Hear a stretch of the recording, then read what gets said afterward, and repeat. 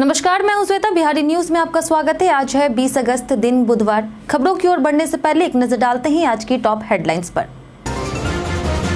बिहार के सरकारी स्कूलों में शुरू होंगे आधार सेवा केंद्र। एजेंसी को हर कार्ड पर मिलेंगे 50 रुपए। कर्मचारियों को मिलेगा UIDAI प्रशिक्षण। बिहार में 6 एयरपोर्ट के लिए 2.9 करोड़ रुपए में जमीन सर्वे होगी जल्द शुरू। भागलपुर एयरपोर्ट के लिए अवरोध सीमा सर्वे की मिली मंजूरी। सुल्तानगंज में जमीन की खरीद बिक्री पर लगी रोक।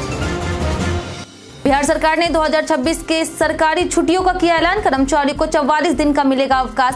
सरकारी कर्मचारियों के लिए तैयार हुआ कैलेंडर।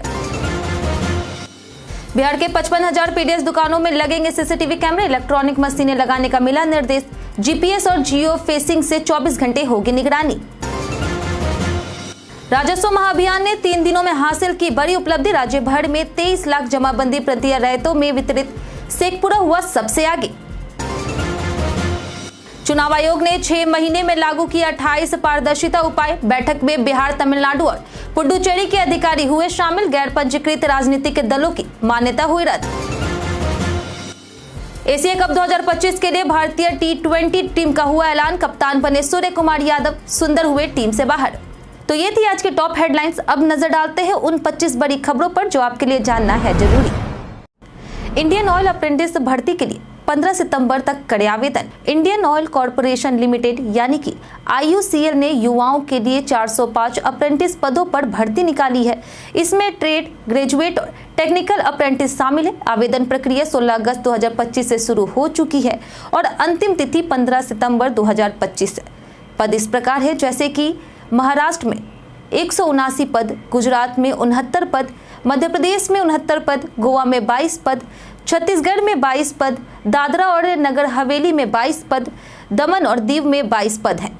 वहीं चयनित उम्मीदवारों को 12 महीने की ट्रेनिंग दी जाएगी। आयु सीमा 31 जुलाई 2025 के आधार पर होगी। वहीं आरक्षित वर्ग को छूट मिलेगी। उच्च योग्यता जैसे BE, BTech, MBA, MCA, LLB आदि वाले उम्मीदवार पात्र नहीं होंगे। आवेदन करने के लिए IOCL.com पर जाकर के करियर सेक्शन में ऑनलाइन रजिस्ट्रेशन, फॉर्म भरना, डॉक्यूमेंट अपलोड करना और सबमिट करना होगा। बिहार के 55,000 PDS दुकानों में लगेंगे CCTV कैमरे।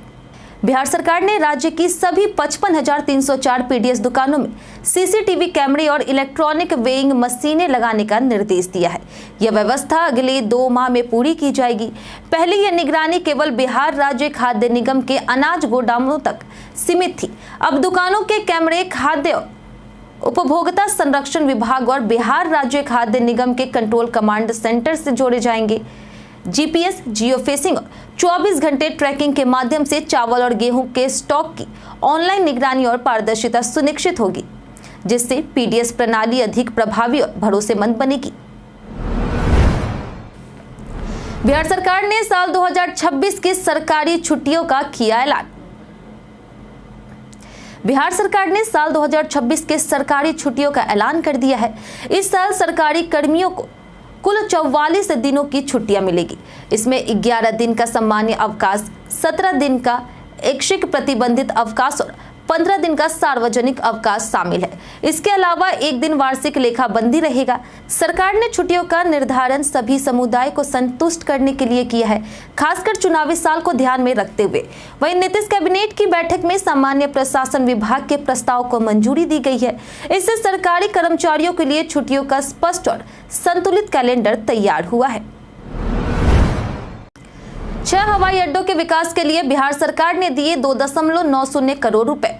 बिहार में 6 एयरपोर्ट के विकास के तहत भागलपुर हवाई अड्डे के आसपास जमीन और रास्तों का अवरोध सीमा सर्वे शुरू होने जा रहा है। इस सर्वे पर 2,90,91,720 रुपए खर्च होंगे। सुल्तानगंज में जमीन की खरीद बिक्री रोक दी गई है। सर्वे का उद्देश्य रनवे और उड़ान लैंडिंग मार्ग में बाधा डालने वाले पेड़, ऊंची इमारतें, टावर, खंबे आदि की पहचान करना है।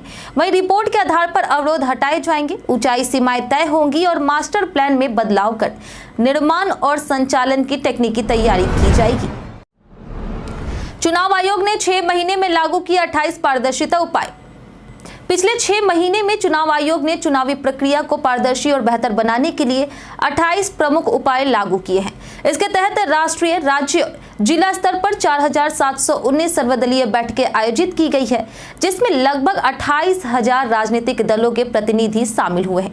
बूथ लेवल अधिकारियों और एजेंडों का कौशल विकास भी किया गया है, जिसमें बिहार, तमिलनाडु और पुडुचेरी के अधिकारी शामिल हैं। आयोग ने गैर पंजीकृत राजनीतिक दलों की मान्यता रद्द की और मतदाता सूची में गड़बड़ी रोकने के लिए तकनीक का व्यापक इस्तेमाल किया है। वहीं फोटो आईडी और ईवीएम जांच के जरिए जमीनी स्तर पर पारदर्शिता सुनिश्चित की जा रही।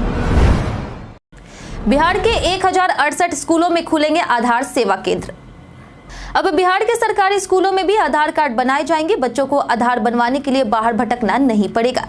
पहले चरण में 1068 स्कूलों में आधार सेवा केंद्र स्थापित होंगे। इसके लिए बिजली और कमरे जैसे सुविधाओं वाले स्कूल चुने जा रहे हैं। एजेंसी के चयन के लिए टेंडर जारी कर दिया गया है और चयन के 60 दिनों के भीतर केंद्र शुरू हो जाएंगे। प्रत्येक आधार कार्ड के लिए एजेंसी को 50 रुपए मिलेंगे। कर्मचारी को UIDAI प्रशिक्षण देगा। इन केंद्रों पर बच्चों के साथ साथ आम लोग भी नया आधार कार्ड बनवा सकेंगे और सुधार करवा सकेंगे। बिहार बंगाल के सीमावर्ती गांव के लिए VVP-2 योजना शुरू। केंद्र सरकार ने सीमा से सटे गांव के सर्वांगीण विकास के लिए वाइब्रेंट विलेजेस प्रोग्राम 2 यानी कि VVP-2 को मंजूरी दे दी है। इस योजना के तहत बिहार और पश्चिम बंगाल के सीमावर्ती गांव में सड़क, स्वास्थ्य, शिक्षा, ऊर्जा, इंटरनेट जैसी बुनियादी सुविधाएं दी जाएगी। साथ ही कौशल विकास, व्यापार, पर्यटन और स्थानीय उत्पादों के लिए अवसर बढ़ाए जाएंगे, जिससे युवाओं को गांव में ही रोजगार मिलेगा। योजना का उद्देश्य इन सीमावर्ती इलाकों को सुरक्षा के साथ साथ आर्थिक और सामाजिक दृष्टि से मजबूत बनाना है, ताकि लोग गाँव छोड़ने के बजाय वहीं रहकर प्रगति कर सके। 3 दिनों में 23 लाख जमाबंदी प्रतियां वितरित, शेखपुरा सबसे आगे। राजस्व और भूमि सुधार विभाग के राजस्व महाअभियान में 16 से 18 अगस्त तक 3 दिनों में बड़ी उपलब्धि हासिल हुई है। राज्य में 23 लाख से अधिक जमाबंदी पंजिका प्रतियां रैतों में वितरित की गई है, जो कुल का 6.41% है। सर्वाधिक वितरण शेखपुरा में हुआ है। उसके बाद जहानाबाद, कैमूर, नवादा और पूर्णिया है। अभियान के तहत ग्रामीणों को जमाबंदी की प्रतियों के साथ आवश्यक आवेदन प्रपत्र भी उपलब्ध कराए गए हैं। साथ ही अशुद्धियों का सुधार, बंटवारा और नामांतरण ऑनलाइन किए जा रहे हैं, ताकि ग्रामीणों को दफ्तरों के चक्कर लगाने से राहत मिल सके। बिहार नीट यूजी 2025 की मेरिट लिस्ट आज होगी जारी। बिहार में नीट यूजी 2025 के आधार पर 85% सरकारी MBBS, BDS और वेटनरी सीटों पर दाखिले की प्रक्रिया पूरी हो चुकी है। नया पंजीयन और चॉइस फिलिंग की अंतिम तिथि 18 अगस्त थी। मेरिट लिस्ट आज जारी होगी, जबकि राउंड 1 सीट अलॉटमेंट 24 अगस्त को आएगा। अलॉटमेंट ऑर्डर 24 से 28 अगस्त तक डाउनलोड होंगे और दस्तावेज सत्यापन और नामांकन 26 से 28 अगस्त तक होगा। काउंसलिंग के लिए NEET admit card, score card, शैक्षणिक प्रमाण पत्र, आवासीय और जाति प्रमाण पत्र सहित सभी आवश्यक दस्तावेज जरूरी हैं। कुल 1347 सीटों पर प्रवेश होगा। बियाडा एमनेस्टी नीति 2025 से वन उद्योगों को फिर से शुरू करने का मिला मौका। बिहार औद्योगिक क्षेत्र विकास प्राधिकरण यानी कि बियाडा ने बियाडा एमनेस्टी नीति 2025 जारी की है, जिसका उद्देश्य औद्योगिक भूखंडों पर मुकदमेबाजी कम करना और समय और पैसा बचाना है। नीति के तहत लंबे समय से बंद या खाली पड़ी औद्योगिक इकाइयों को फिर से शुरू करने का मौका मिलेगा। इच्छुक इकाइयां निर्धारित शपथ पत्र, प्रशासनिक शुल्क और बैंक गारंटी देकर के लाभ ले सकती है। वही नीति 31 दिसंबर 2025 तक लागू होगी। इससे बिहार में औद्योगिकरण को बढ़ावा मिलेगा और रोजगार के अवसर बनेंगे। यह नीति उन इकाइयों को राहत देती है जिनका आवंटन विवाद या निष्क्रियता के कारण अटका था। पुलिस अधिकारियों के साथ सेल्फी लेने पर लगी रोक। बिहार के डीजीपी विनय कुमार ने पुलिस अधिकारियों के साथ सेल्फी लेने पर पूरी तरह से रोक लगा दी है। यह फैसला उन शिकायतों के बाद आया है जिनमें सेल्फी का गलत इस्तेमाल कर पुलिस अधिकारियों से नजदीकी दिखा करके दबाव बनाने की बातें सामने आई थी।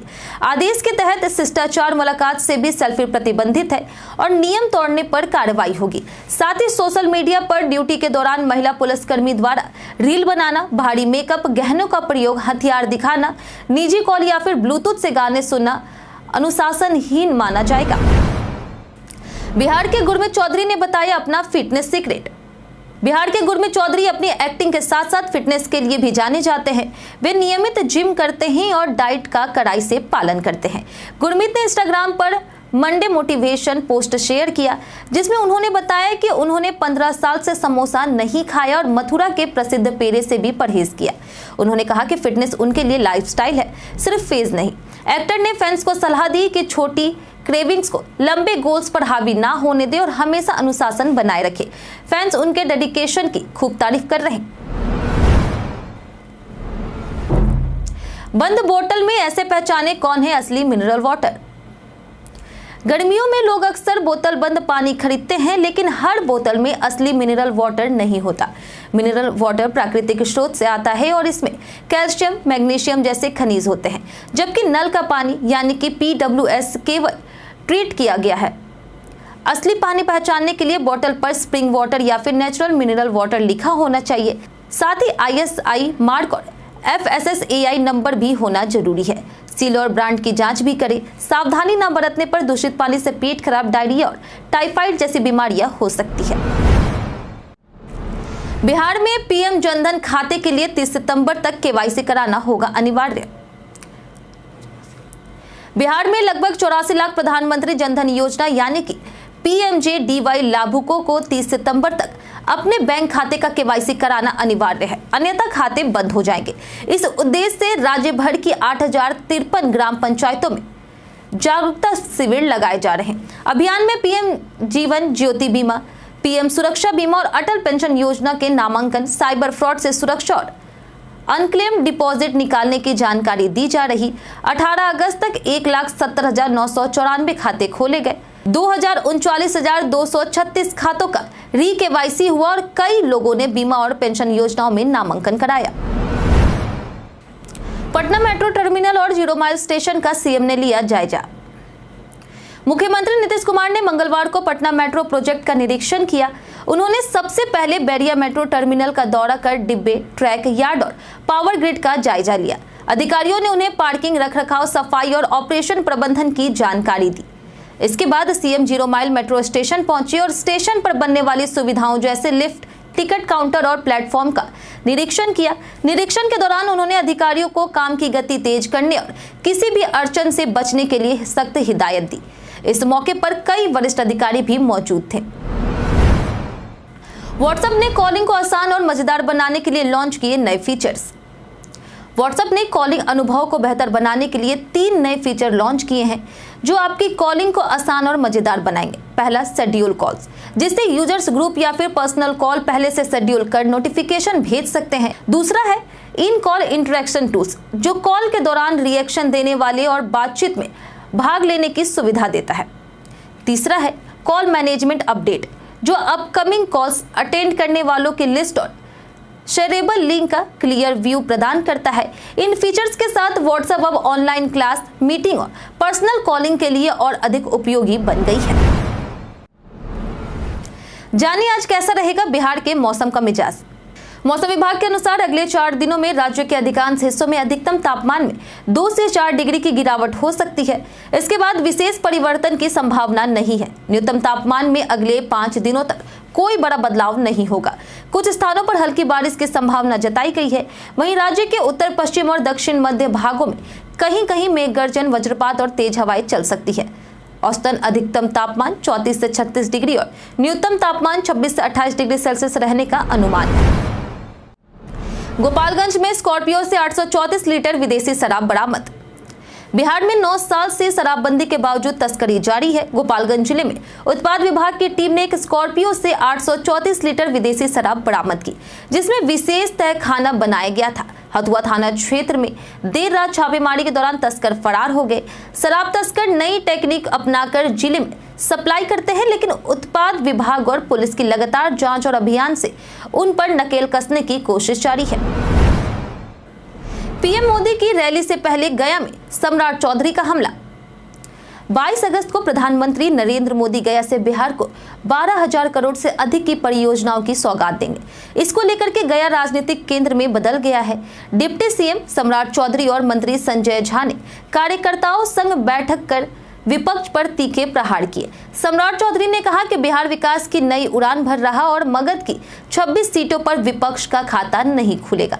उन्होंने कांग्रेस और लालू परिवार पर भ्रष्टाचार और लोकतंत्र विरोधी कामों का आरोप लगाया। मोदी की यह रैली उद्घाटन से अधिक चुनावी शंखनाद मानी जा रही। यात्रा के दौरान तेजस्वी ने एक बिहारी सब पर भारी का दिया नारा। कांग्रेस की मतदाता अधिकार यात्रा में मतदाता सूची में गड़बड़ी और नाम काटे जाने के आरोपों को लेकर के जोरदार प्रतिक्रिया मिली।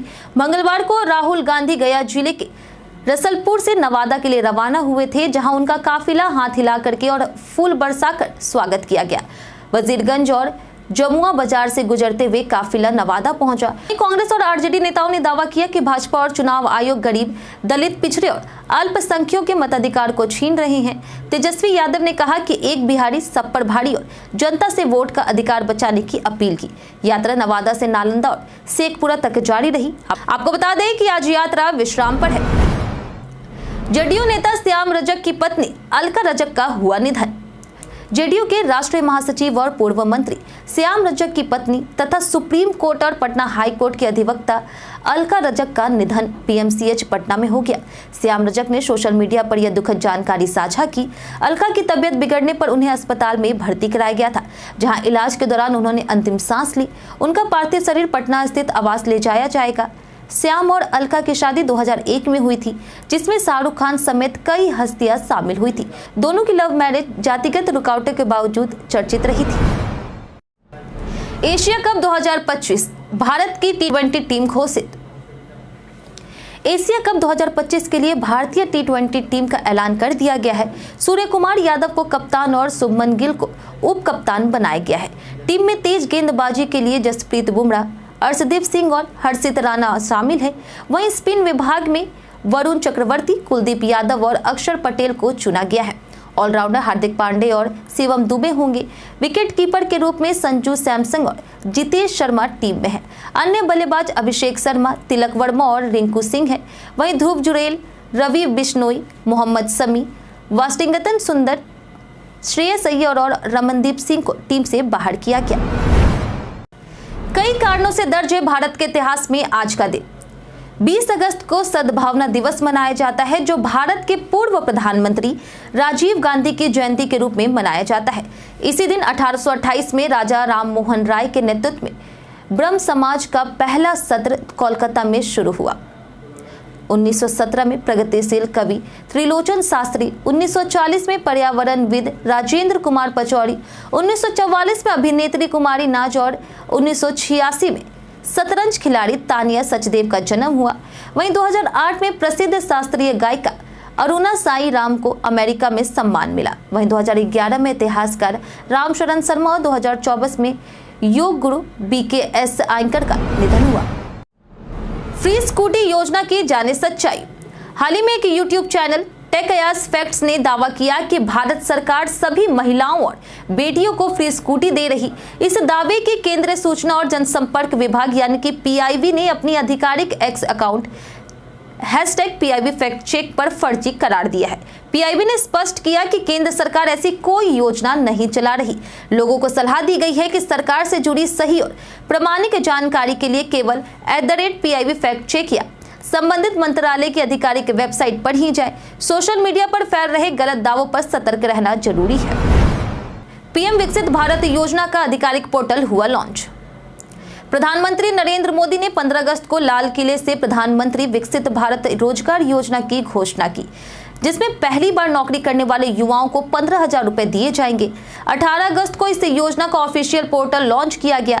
लाभ पाने के लिए युवाओं को अपना UAN उमंग ऐप पर फेस ऑथेंटिकेशन से जनरेट करना होगा। योजना में केवल 1 अगस्त 2025 के बाद नौकरी शुरू करने वाले युवा शामिल होंगे। लाभ की पहली किस्त नौकरी के 6 महीने बाद और दूसरी 12 महीने के बाद दी जाएगी।